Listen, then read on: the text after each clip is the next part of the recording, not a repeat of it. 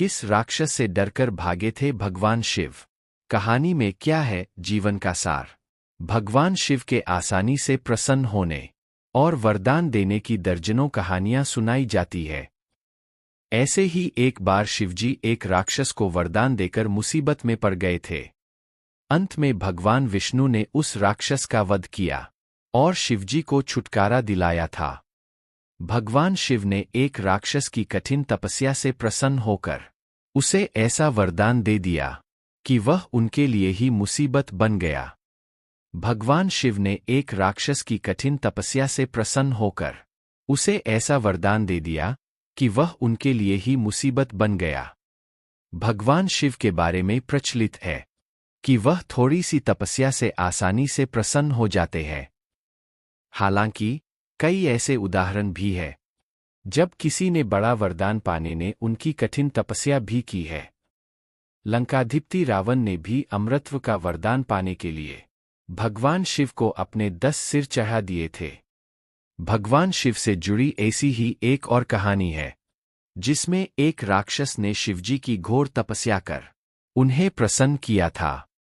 हालांकि वरदान देकर भगवान शिव खुद ही मुसीबत में फंस गए थे। बाद में भगवान विष्णु ने उन्हें इस मुसीबत से छुटकारा दिलाया था।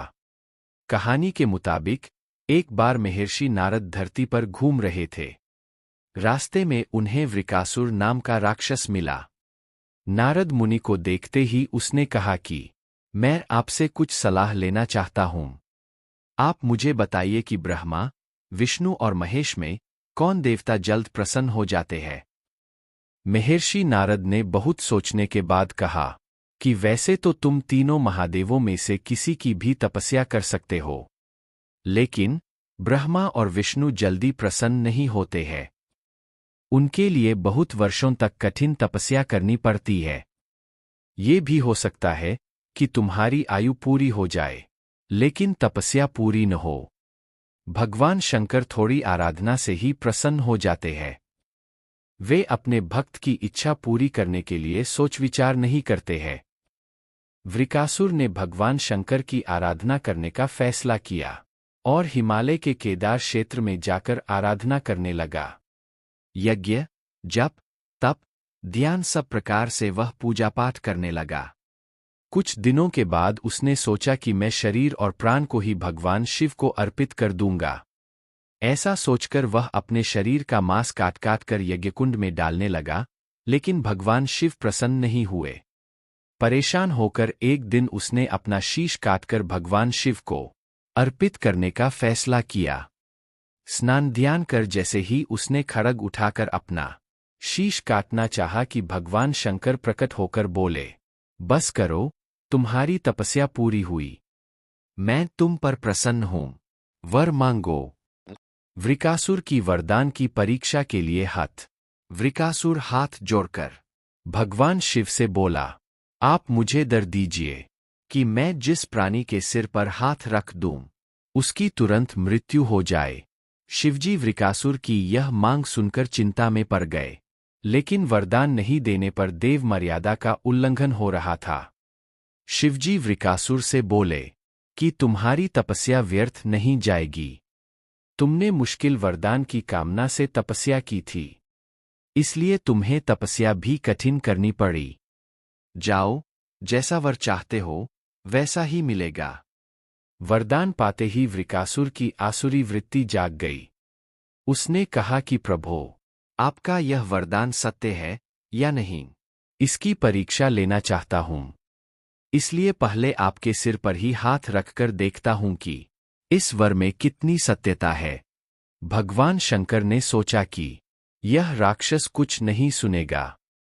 जब वृकासुर शिवजी के सिर पर हाथ रखने के लिए आगे बढ़ा तो वह वहां से भागने लगे। इस पर वृकासुर का क्रोध बढ़ गया। वह पीछा करते हुए चिल्लाया कि महर्षि नारद की तरह आपने भी मुझसे छल किया है। वरदान की परीक्षा से डरकर क्यों भाग रहे हैं?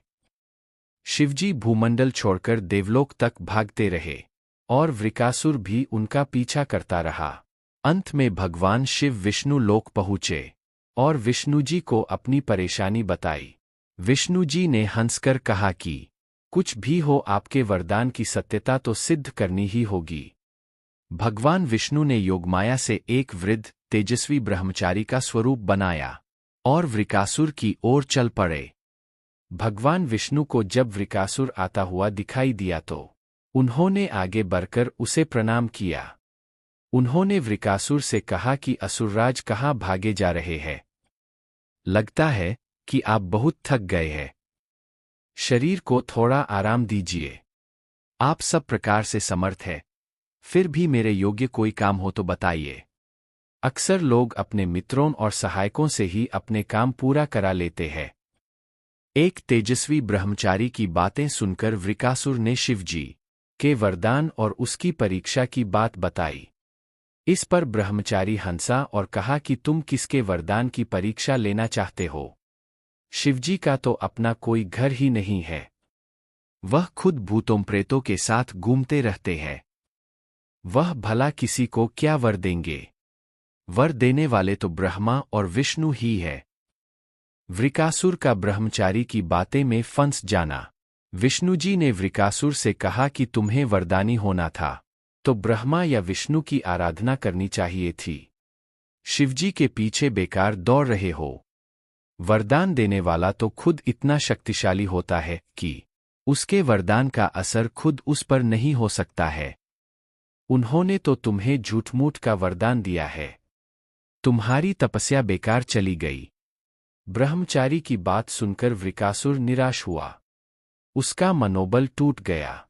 वह कहने लगा कि मुझे तो देवर्षि नारद ने शिव की आराधना करने को कहा था। ब्रह्मचारी ने कहा कि तुमने नारद मुनि पर भरोसा कर लिया। वह तो ऐसे घुमक्कड़ साधु है जो सभी को उल्टी सलाह ही देते हैं। अगर तुम्हें मेरी बात पर भरोसा नहीं हो तो अपने सिर पर हाथ रखकर देख लो कि कैसे शिव ने तुम्हें झूठा वर देकर बहकाया है। वृकासुर का भस्म होना और जीवन का सार। वृकासुर का मनोबल बुरी तरह टूट चुका था। उसे ब्रह्मचारी की बात पर भरोसा हो गया कि शिवजी ने भी उसके साथ छल कर झूठा वरदान दिया है। उसका विवेक नष्ट हो गया। उसने वरदान की सत्यता का परीक्षण करने के लिए अपना हाथ अपने ही सिर पर रख लिया।